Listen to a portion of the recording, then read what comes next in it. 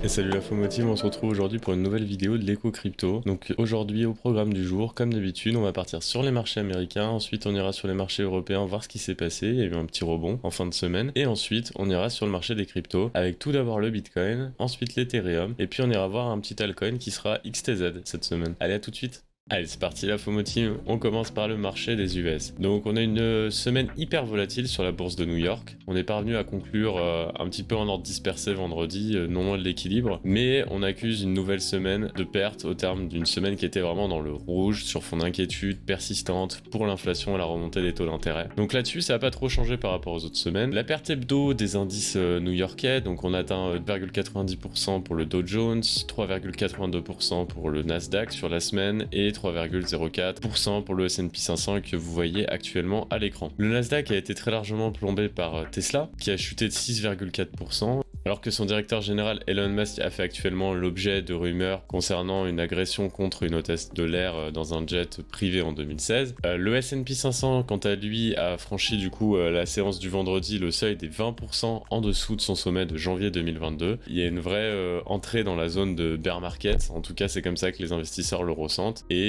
ça fait peur, hein, tout simplement. Et en plus, on nous dit généralement qu'un marché baissier pour le S&P 500, ça veut dire une croissance ralentie de l'économie, voire une récession l'année prochaine.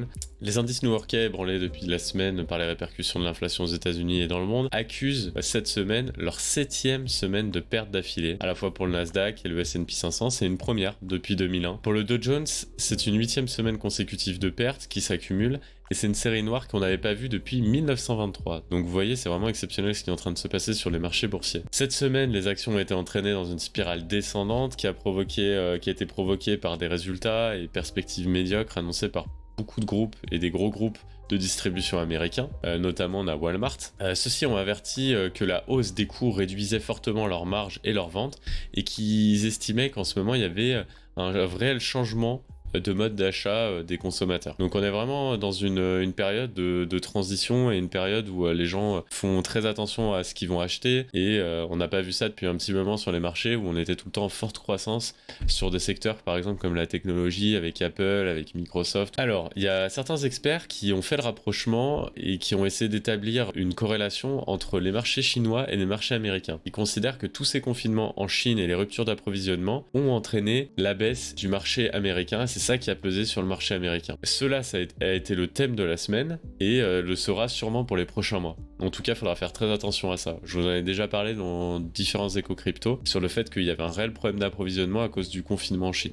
Le rendement sur les bons du Trésor à 10 ans, eux, ils se sont un petit peu réduits de 2,79% contre 2,83% jeudi. Mais en fait, les obligations en ce moment attirent énormément les investisseurs, donc ça fait monter grandement le prix, mais ça fait également diminuer un petit peu le rendement. Et vous voyez que les investisseurs essayent de plus en plus de se remettre dans des obligations et des bons du Trésor. On passe tout de suite au marché européen. Du coup, les bourses européennes ont terminé en hausse vendredi, soutenues par une mesure de relance en Chine, mais Wall Street évoluait à la baisse en mi-séance, donc mercredi, rattrapé par les craintes sur l'inflation et le risque de récession aux États-Unis, qui pèse depuis le début de la semaine sur tous les indices new-yorkais. Donc qu'est-ce que ça a provoqué?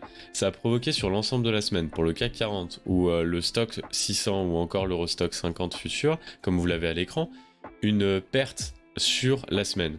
Donc là, sur le Stock 600, on a reculé de 0,55% et sur le CAC 40 de 1,21% sur la semaine. De nombreux experts du marché s'attendent à ce que la volatilité reste élevée prochainement sur les marchés européens. L'inflation, quant à elle, est la préoccupation majeure des investisseurs et contraint les banques centrales à retirer leur soutien en relevant les taux d'intérêt alors que la situation économique s'assombrit. Ça, c'est ce que je vous dis depuis quelques semaines. Maintenant, sur l'éco-crypto, on a vu que la Fed avait relevé ses taux directeurs et que l'Europe était en train d'arrêter le rachat des obligations, en tout cas c'est ce qu'ils allaient faire cet été, et ensuite augmenter ses taux directeurs, ou les taux directeurs de la BCE, au début du 3e trimestre. La semaine avait commencé de façon assez calme en comparaison de la précédente, lorsque les actions américaines sont reparties à la baisse mercredi, dans l'une des pires séances de baisse depuis 2 ans, entraînant avec elle du coup toutes les autres actions des marchés, donc notamment des marchés européens. La hausse inattendue des ventes au détail du Royaume-Uni, plus 1,4% en avril, a soutenu le marché marché actions en Europe et permis aux investisseurs de mettre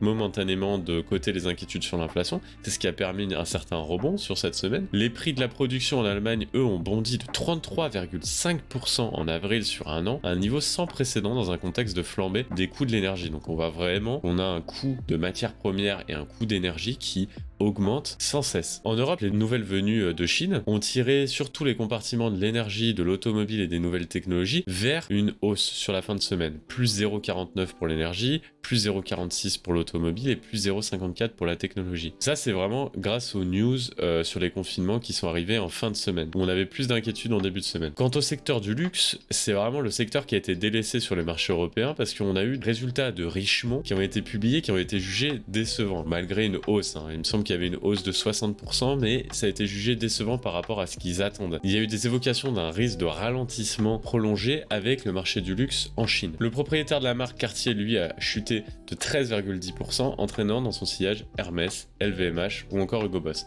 Donc on voit que le secteur du luxe, c'est un petit peu compliqué en ce moment, notamment avec les marchés chinois. On peut rajouter également qu'on a vu qu'en Chine, en ce moment, il y avait un lien qui était en train de se créer assez fort avec la Russie. Et donc du coup, ça pourrait créer de moins en moins d'exportations en Chine également pour le marché du luxe, dans ce contexte, non pas que du contexte de Covid, mais le contexte également géopolitique. Et là, on pourrait avoir potentiellement une baisse également de tout ce secteur. Ok, on passe au change maintenant.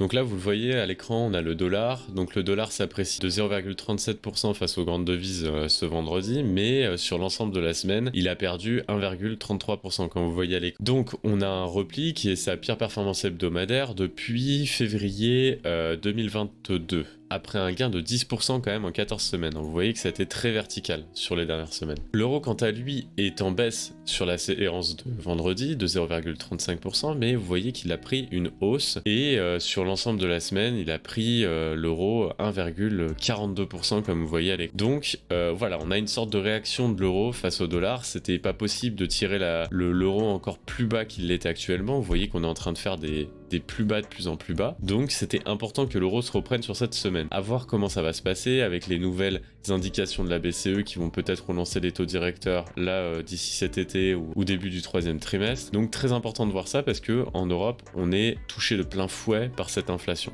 On passe au taux très rapidement. Le rendement du Bund allemand à 10 ans, qui est la référence pour le marché européen, a progressé légèrement à 0,94%, alors que les marchés monétaires, eux, tablent sur une hausse d'un demi-point des taux de la Banque Centrale Européenne en juillet. C'est ce que je vous disais juste avant. Alors Joachim Nagel, membre du conseil des gouverneurs de la BCE, a estimé qu'il était de la plus haute importance en ce qui le concerne d'entamer le processus du relèvement des taux dès le mois de juillet. Vous voyez qu'il y a vraiment des acteurs qui poussent pour un redressement des taux directeurs d'ici l'été, pour essayer d'avancer même la deadline qui était annoncée globalement par la BCE, par les rumeurs comme quoi ça serait plutôt troisième trimestre. Le gouverneur de la Banque de France a assuré pour sa part que les banques centrales du G7 étaient déterminées quant à elles à lutter contre l'inflation. Donc vous voyez qu'il y a vraiment des process qui sont en train de se faire et ça devrait vraiment pas tarder et on devrait sûrement avoir une vision très prochainement dans le mois de juin. Voilà ce qu'on pouvait dire sur les marchés traditionnels. On passe tout de suite au marché des cryptos.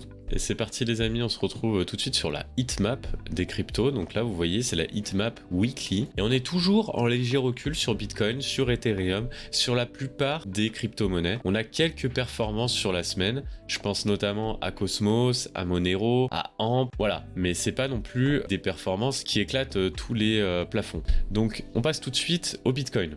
Alors Bitcoin. Qu'est-ce qui s'est passé là-dessus? Donc vous voyez qu'on est en train de faire une phase d'aplatissement. Ça c'est ce que je vous ai essayé de vous expliquer pendant le live crypto de mercredi. Là on est en données journalières. Donc on est en train de faire un aplatissement après avoir fait une mèche qui a fait peur tout le monde le 12 mai. Où on allait chercher au plus bas les 25 500 $ à peu près. Phase d'aplatissement, pourquoi? On va revenir sur ça tout de suite. On retrace un petit peu tout ce qui s'est passé. Vous voyez que là, on était dans une grande phase baissière. Ici, la phase baissière, on a eu différentes zones de rechargement qui ont été travaillées à chaque fois, les ratios de Fibo qui ont été travaillés. Ici, on a eu un trading range avec les ratios de Fibo. Ici, vous voyez qu'on avait deux trendlines très importantes. Ici, et là, il y avait une troisième trendline qui était un peu notre trendline de est-ce qu'on va descendre dans un marché beaucoup plus baissier? C'est ce qui s'est passé, séance du 5 mai où on a cassé cette trendline, on est venu chercher beaucoup plus bas. Qu'est-ce qu'on est venu chercher en fait? Vous voyez qu'on s'est arrêté sur cette ligne verte. Qu'est-ce que cette ligne verte? Cette ligne verte, en fait, c'est tout simplement notre SSB de Ichimoku, ici notre aplatissement de la SSB Ichimoku en données journalières. Vous voyez que j'ai tracé 2 traits verts qui sont en fait une sorte de zone de support sur lesquels on est en train de travailler. Et je vous avais dit qu'il y aurait un ralentissement, en tout cas de la chute avec cette zone. Et là, vous voyez qu'on est très bien en train de le faire. On est en train de travailler cette zone. Et je vous avais dit, mercredi, on risque de la travailler. Si par contre on la perce avec une séance où on clôture dessous, une séance claire où on clôture dessous, pas comme celle-là, tout simplement, on ira sûrement chercher des supports beaucoup plus bas. Les supports beaucoup plus bas sur Bitcoin. Les supports weekly, comme je vous ai dit mercredi pendant le live à l'atelier crypto sur Twitch, ce sont les supports de la Kijun, ici à 26 000 $ à peu près. On va prendre le chiffre arrondi.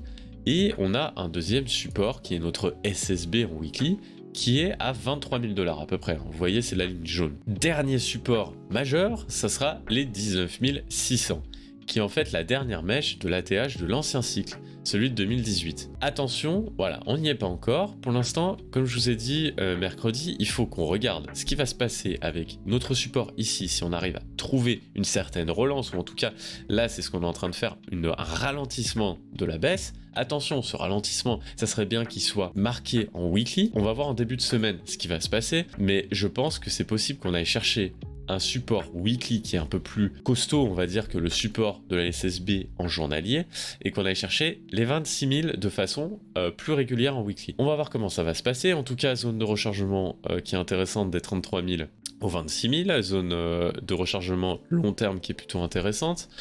On a toujours notre support des 26 000 qui est notre entrée de zone de rechargement très long terme en cas de forte baisse, et vous voyez qu'on a nos 23 000 ici qu'on peut toujours aller chercher. Moi je suis toujours dans cette optique de regarder support par support. Ici on est en train de travailler notre support en journalier, il est en train de tenir, à voir s'il tient en weekly. S'il tient pas en weekly, on ira chercher notre support de la Kijun en weekly à 26 000. Il faut qu'on essaie de tenir ces supports, qu'on essaie de ralentir la baisse au maximum. Vous voyez que la volatilité sur l'indice shop que je vous avais indiqué sur les autres éco-crypto est en train de se tasser. On a bien eu une autre baisse violente. Maintenant, la volatilité, on va voir si elle se calme. En tout cas, c'est ce qu'on nous montre en weekly. On est en train de nous montrer aussi en weekly que le sentiment bearish est toujours en train de se creuser. Donc, on risque d'avoir en tout cas un marché baissier qui continue, ou en tout cas qui commence à se tasser à un certain niveau. Donc, on va voir si ça se tasse aux 26 000 ou si ça se tasse aux 30 000 et 29 000. Sur les données mensuelles, vous voyez qu'on est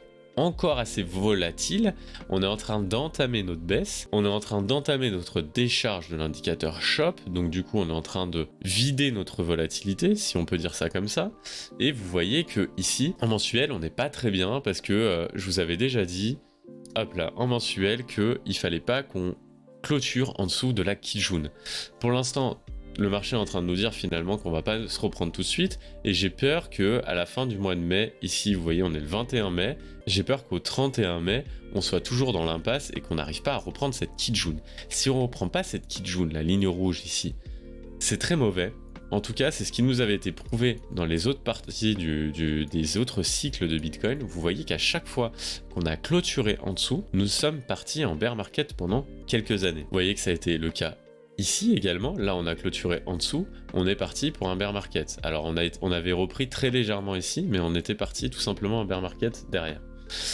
Donc attention, j'ai peur que si on clôture en dessous de la Kijun, comme je vous avais dit dans les épisodes précédents, donc c'est-à-dire qu'on clôture en dessous des 37 000, ce qui est très fortement probable actuellement, j'ai peur qu'on soit en bear market, les amis. Bear market, ça veut dire quoi? Ça veut dire aller chercher les niveaux que je vous ai indiqués. Est-ce qu'on irait chercher en dessous des 20 000? Ça, c'est la question qu'on se posera, et on essaiera de se la poser mercredi en live, et on essaiera de se la poser aussi dans les éco-crypto sur la fin du mois, pour savoir si on pourrait aller chercher des niveaux qui sont en dessous de notre ancienne ATH sur le dernier cycle. Voilà, écoutez, c'est tout ce que je pouvais vous dire sur Bitcoin. On passe tout de suite à ETH. C'est parti pour ETH. Donc ETH, vous voyez qu'en monthly, on est sous la Kijun, qui est également importante sur Ethereum en monthly. On voit que l'indicateur shop est au plus haut.